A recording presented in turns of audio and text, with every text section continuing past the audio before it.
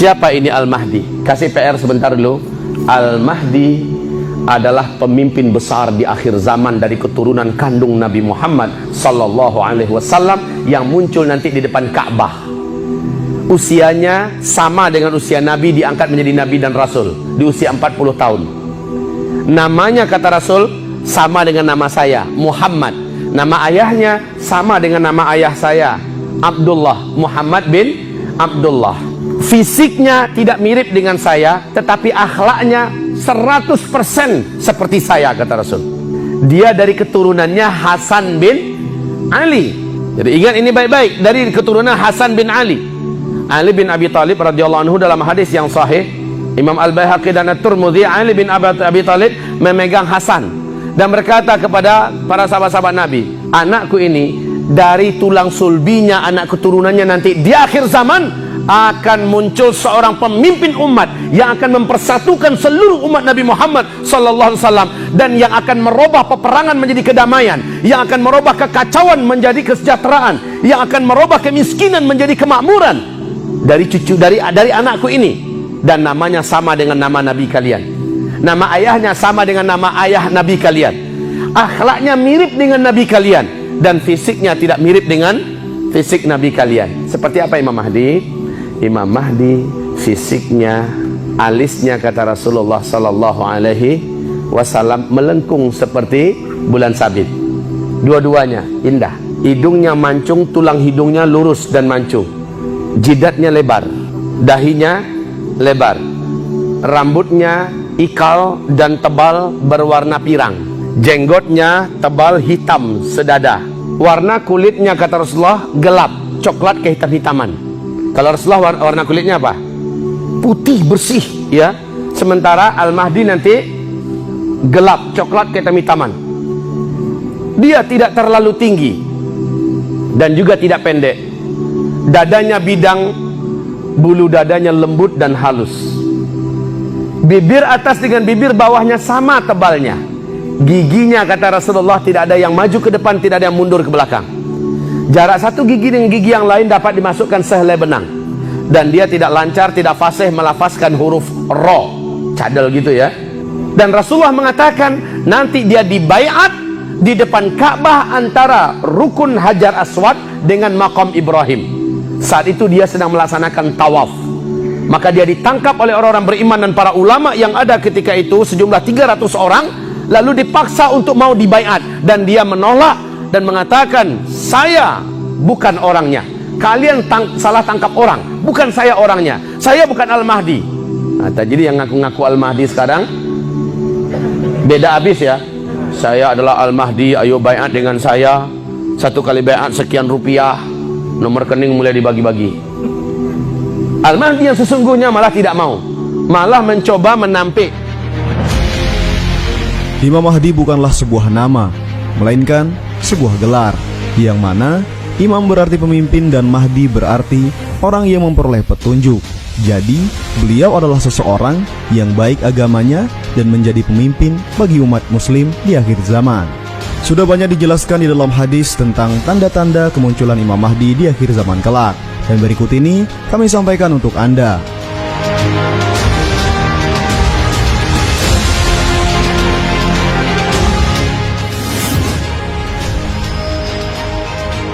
Imam Ahmad telah meriwayatkan hadis bahwa Rasulullah Shallallahu Alaihi Wasallam bersabda yang artinya, aku kabarkan berita gembira mengenai Al-Mahdi yang diutus Allah ke tengah umatku ketika banyak terjadi perselisihan antar manusia dan gempa-gempa. Ia akan penuhi bumi dengan keadilan dan kejujuran sebagaimana sebelumnya dipenuhi dengan kesewenang-wenangan dan kezaliman. Hadis riwayat Ahmad. Hadis di atas menjelaskan bahwa kelak akan tiba dunia sudah semakin tua. Keadaan manusia serakah sudah menguasai alam semesta. Sifat memanusiakan manusia sudah sirna, dan yang ada hanyalah egois dan saling membunuh. Siapa yang kuat berarti dia yang menguasai, yang kaya akan semakin kaya, dan yang miskin akan semakin miskin. Toleransi sudah terkikis, fanatisme semakin menjadi, hingga pada akhirnya Imam Mahdi diutus Allah Subhanahu wa Ta'ala untuk menyelamatkan keadaan tersebut. Imam Mahdi datang memberi petunjuk bagi orang-orang yang tersesat, memberi kehidupan yang baru, dan mensejahterakan masyarakat.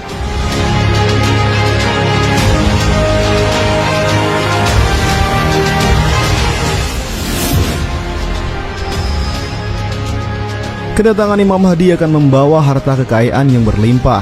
Harta tersebut ia persembahkan bagi mereka yang miskin dan yatim piatu, hingga kesejahteraan umat semakin tercipta dan kesadaran berbagi kembali tertanam dalam masyarakat.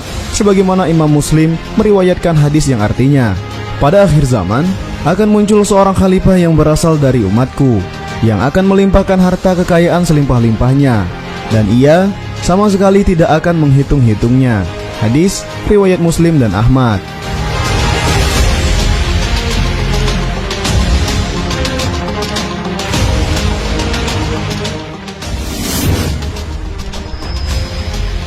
Dibaiat oleh penduduk Mekah secara paksa di depan Ka'bah, sebagaimana hadis yang telah diriwayatkan oleh Abu Daud bahwa Rasulullah SAW bersabda, akan terjadi perselisihan setelah wafatnya seorang pemimpin, maka keluarlah seorang lelaki dari penduduk Madinah mencari perlindungan ke Mekah. Lalu datanglah kepada lelaki ini beberapa orang dari penduduk Mekah, lalu mereka membaiat Imam Mahdi secara paksa, maka ia dibaiat di antara rukun dengan makam Ibrahim di depan Ka'bah. Kemudian diutuslah sepasukan manusia dari penduduk Syam, maka mereka dibenamkan di sebuah daerah bernama Al-Baida yang berada di antara Mekah dan Madinah. Hadis riwayat Abu Daud. Hadis di atas menceritakan bahwa kelak pada masanya Imam Mahdi membawa dampak signifikan bagi penduduk Arab. Namun dari mereka belum tahu bahwa itu adalah Imam Mahdi. Karena perannya yang begitu kuat, dari masyarakat membuat kesepakatan untuk membaiat Imam Mahdi menjadi khalifah Islam. Masyarakat bersatu padu mengikuti aliran yang telah beliau perjuangkan, yakni Islam rahmatan lil alamin.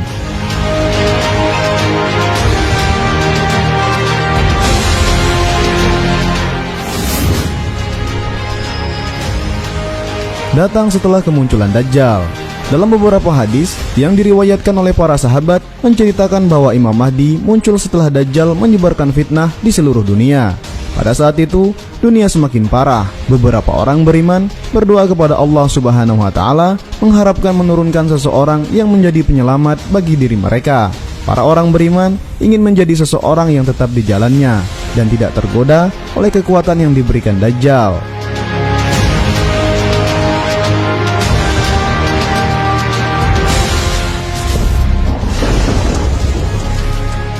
Diikuti turunnya Nabi Isa alaihi salam.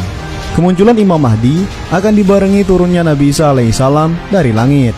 Keduanya bertemu dan memperjuangkan kebaikan, kezaliman, keburukan, kekafiran dan lain sebagainya akan mereka tumpas semua.